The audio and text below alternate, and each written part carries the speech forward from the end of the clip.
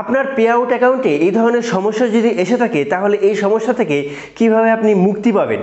Facebook monetization পাওয়ার পর আপনার pay out অ্যাকাউন্টে আপনার ট্যাক্স ইনফরমেশন সাবমিট করার পর দেখা যাচ্ছে অধিকাংশ পে আউট অ্যাকাউন্ট হোল্ড হয়ে যাচ্ছে, বা এমনটা হয়েছে দুবার পেমেন্ট পাওয়ার পরও তার পে আউট অ্যাকাউন্ট হোল্ড হয়ে গেছে। এমনটা হওয়ার দুটো কারণ কিন্তু উল্লেখ করা যেতেই পারে। প্রথমত, আপনি হয়তো ট্যাক্স ইনফরমেশন ঠিকমতো সাবমিট করেননি। দ্বিতীয়ত, ট্যাক্স ইনফরমেশনে কিছু আপডেট এসছে। আপনার পে আউট অ্যাকাউন্টে এই ধরনের সমস্যা যদি এসে থাকে তাহলে এই সমস্যা থেকে কিভাবে আপনি মুক্তি পাবেন, বা এই ধরনের ফাইল আপনি কিভাবে আপলোড করবেন সেটাই আজকে আমার ভিডিওতে দেখাবো। পুরোপুরি ভিডিওটা দেখুন, কারণ ভিডিওটা প্রথম থেকে শেষ পর্যন্ত কিন্তু খুব ইম্পর্টেন্ট হতে চলেছে। তো ভিডিওটা কন্টিনিউ করুন। আপনি যদি আপনার পে আউট অ্যাকাউন্টে ক্লিক করেন, দেখেন পে আউট অ্যাকাউন্টের কোনো ইনফরমেশন কিন্তু এখানে শো করছে না। তার মানে এটাই যে পে আউট অ্যাকাউন্টটা হোল্ড হয়ে গেছে। তো আপনি বুঝবেন কি করে, আর এর মুক্তির উপায় কি? তো এখানে দেখেন সেটিংস, এই সেটিংসে যদি ক্লিক করেন, এখানে দেখেন ট্যাক্স ইনফরমেশন সংক্রান্ত সমস্ত তথ্য পাঠিয়ে দিয়েছে, এগুলো আপনাকে ফিল আপ করতে হবে।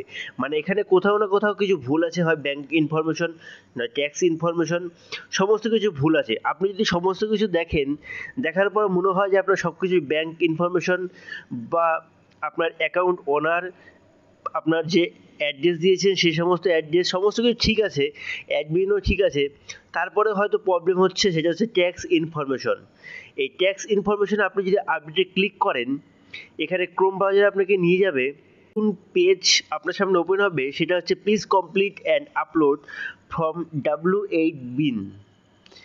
এই যে ফাইলটা আপলোড করতে বলছে, এই ফাইলটা কি আপলোড করব আপনি যে ফাইলটা আপলোড করবেন, কি আপলোড করবেন আপনার তো জানাই নেই। এই কি ফাইল, এটা কোথায় পাবেন, কি আপলোড করতে হবে, কিভাবে আপলোড করবেন, মোবাইল দিয়ে হবে না কম্পিউটার দিয়ে হবে, নানান প্রশ্ন কিন্তু মনের মধ্যে জেগেই থাকবে।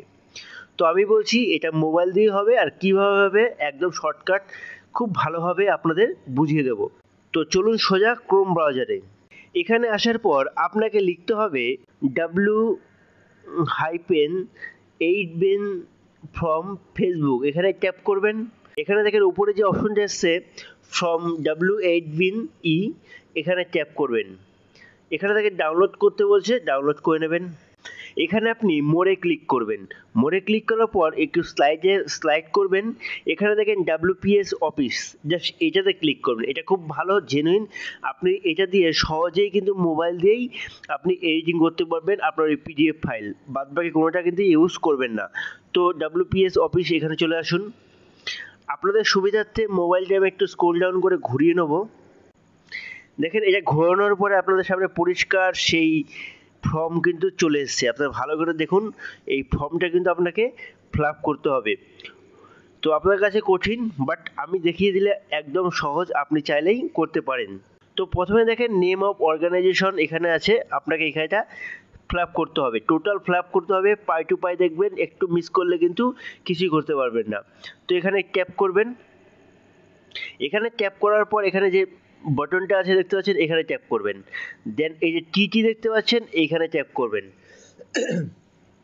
দেন এইখানে ট্যাপ করার পর একটু ছোটো করে নেব, দিয়ে এটা এই জায়গায় এরকম করে ট্যাপ করে ধরে এখানে আনবেন। আনার পর এখানে আপনার নাম লিখবেন। এখানে দেখেন কান্ট্রি কোড চাইছে, এখানে কান্ট্রি কোডে এখানে ট্যাপ করুন। এখানে লিখুন ইন্ডিয়া, INDIA। আপনার যদি বাংলাদেশ হয় বাংলাদেশ, আপনার যদি আদার্স কান্ট্রি হয় আপনি সেই আদার্স কান্ট্রি এখানে লিখতে পারেন। তো এখানে ট্যাপ করে ধরুন, ধরার পর এই জায়গাটা এরকম কালো দাগটা এখানে আনুন, দেখুন এই জায়গায় চলে যাবে। দেন নিচের দিকে আসুন, এই যে নেম অফ, এখানে যে 3 নম্বর কলমটা দেখতে পাচ্ছেন, এটা ভারত, পাকিস্তান, বাংলাদেশ এই দেশের জন্য নয়, তো এটা ফিল আপ করতে হবে না। তারপর 4 নম্বরে বলছে আপনি কোন ধরনের কাজ করেন, বা আপনার কোনো পাবলিসিটি বা কোনো ব্যাংক অ্যাকাউন্টের সাথে কোনো ইনফরমেশন বা গভর্নমেন্টের জব এইসব কিছু করেন। তো সেক্ষেত্রে আমি আপনাদের সাজেশন করব, বা সবাই সাজেশন করছে, সেটা হচ্ছে প্রাইভেট ফাউন্ডেশন। এখানে এরকম ট্যাপ করবেন। এই যে প্রাইভেট ফাউন্ডেশন দেখতে পাচ্ছেন না, এখানে ট্যাপ করবেন। কীভাবে ট্যাপ করবেন, এই নিচের দিকে দেখেন রাইট বাটন আছে, এই রাইট বাটনে ট্যাপ করবেন। দেন এখানে এরকম করে দেবেন। তো এটা হয়ে যাওয়ার পর নিচের দিকে আসুন, আবার এখানে টিতে ট্যাপ করে নেবেন। তারপর 6 নম্বর কলমে দেখতে পাচ্ছেন পার্মানেন্ট রেসিডেন্ট অ্যাড্রেস, এখানে আপনার পার্মানেন্ট অ্যাড্রেস দিতে হবে। আপনি যদি গ্রামে থাকেন সেক্ষেত্রে ভিলেজ দেবেন, পোস্ট অফিস দেবেন, ডিস্ট্রিক্ট দেবেন, প্লাস তার সাথে স্টেট দেবেন। আর আপনি যদি শহরে থাকেন সেখানে ওয়ার্ড নাম্বার দেবেন, সেখানে আপনার লোকাল যে জেলা সেই জেলা দেবেন, তার সাথে সাথে সিটি দেবেন। তো আমি এক্সাম্পল হিসাবে আপনাদের দেখিয়ে দিচ্ছি। তো আমার বাড়ি হচ্ছে হাটশিমলা, কমা দেবেন। পূর্ব বর্ধমান হলো, আমি পুরো দেখাচ্ছি আপনাকে, হ্যাঁ পুরো। এখানে লিখবেন ওয়েস্ট বেঙ্গল, ওয়েস্ট বেঙ্গল হয়ে গেল। দেন এখানে পিন নাম্বার লিখবেন, দিয়ে এটা এরকম করে ধরবেন, ধরে এখানে নিয়ে আসবেন। নিয়ে আসার পর এটা এখানে এরকম কোথাও একটা ট্যাপ করে দেবেন। ট্যাপ করে দেওয়ার পর এটা এরকম আবার একটু প্রেস করে দিয়ে এরকম করে বড় করে দেবেন, ঠিক আছে।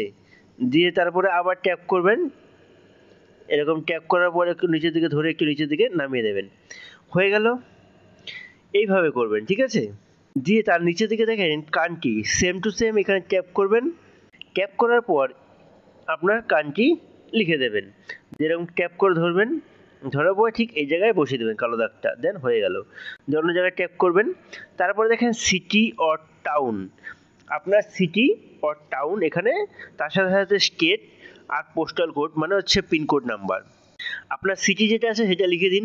তো ধরুন আমি লিখলাম কলকাতা, কমা, তারপর স্টেট, কলকাতা স্টেট হচ্ছে ওয়েস্ট বেঙ্গল, লিখে দিচ্ছি। তারপর আমার পিনকোড আপনি একটা লিখে দেবেন, আমি একটা লিখে দিলাম। দিয়ে এটা এরকম করে স্পেস করে ধরবেন, ধরে এখানে আনবেন। আনার পর কোথাও একটা ট্যাপ করবেন, যে কোনো কোথাও, তারপর আবার এরকম করে ধরবেন, ধরার পর এরকম করে বড় করে দেবেন, দিয়ে হালকা একটু নিচের দিকে আনবেন। নিচের দিকে আনার পর পজিশন মতো বসিয়ে দেবেন, হয়ে গেল। তো সিটি হয়ে গেল, টাউন হয়ে গেল। আপনি এইখানে এই 8 নম্বর কলমের নিচে 10 নাম্বার মানে হচ্ছে প্যান কার্ড নাম্বার। বাংলাদেশের ক্ষেত্রে 10 বা আদার্স কান্ট্রির ক্ষেত্রে 10 নাম্বার বা 10 নাম্বার, আর ভারতের ক্ষেত্রে কিন্তু প্যান নাম্বার। তো এখানে ফরেন টিন, এখানে ফরেন টিন এখানে ট্যাপ করবেন। ট্যাপ করার পর আপনার যে প্যান কার্ড নাম্বার আছে সেটা এখানে বসিয়ে দেবেন, এই জায়গায় এরকম বসিয়ে দেবেন, দেন কোথাও একটা ট্যাপ করে দেবেন। এবার পার্ট 3 যে কলমগুলো আছে সেগুলো আমাদের জন্য নয়, সেগুলো ইউনাইটেড স্টেটদের জন্য। তো তার নিচে আসবেন, একদম নিচে, এখানে সাইন ইন করতে হবে, প্রিন্ট নেম করতে হবে এবং ডেট বার্থ দিতে হবে, মানে আপনার জন্ম তারিখ নয়, আমি আপনাদের বলছি। তো এখানে ইন্ডিভিজুয়াল সিগনেচার আর প্রিন্ট নেম, এই ইন্ডিভিজুয়াল সিগনেচার এখানে ট্যাপ করবেন। দেন আপনার নামটা ছোট অক্ষরে লিখে দেবেন, দেখুন আমি লিখে দিলাম। দেন এরকম ট্যাপ করে ধরবেন,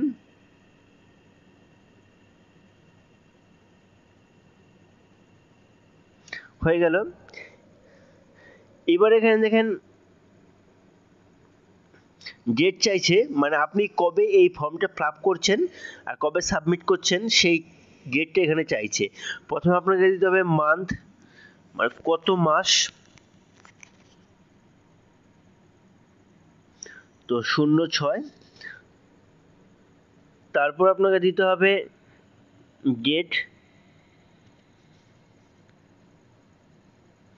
আজকে 14 তারিখ।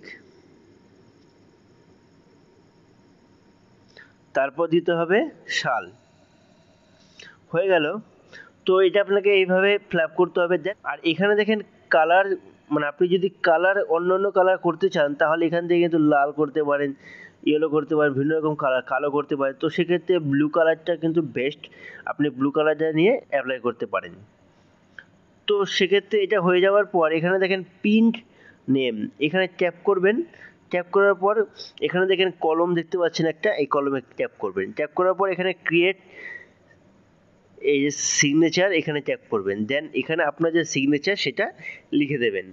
তো সেটা আপনার নামও হতে পারে, বাট আমার সিগনেচার আমি দিয়ে দিলাম, একটু ছোট করে নেবেন, দেন এখানে বসিয়ে দিলেন। দেওয়ার পর এটা একটু ভালো করে দেখে নেবেন কোথাও ভুল আছে কি না।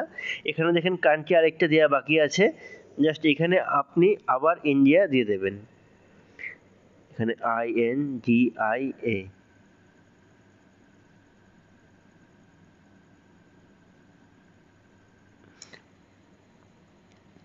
টোটাল হয়ে গেল। তো এইভাবে আপনি টোটাল পেজটা কমপ্লিট করবেন। দেন উপরে যে ডান বাটনটা দেখতে পাচ্ছেন এখানে ক্লিক করবেন।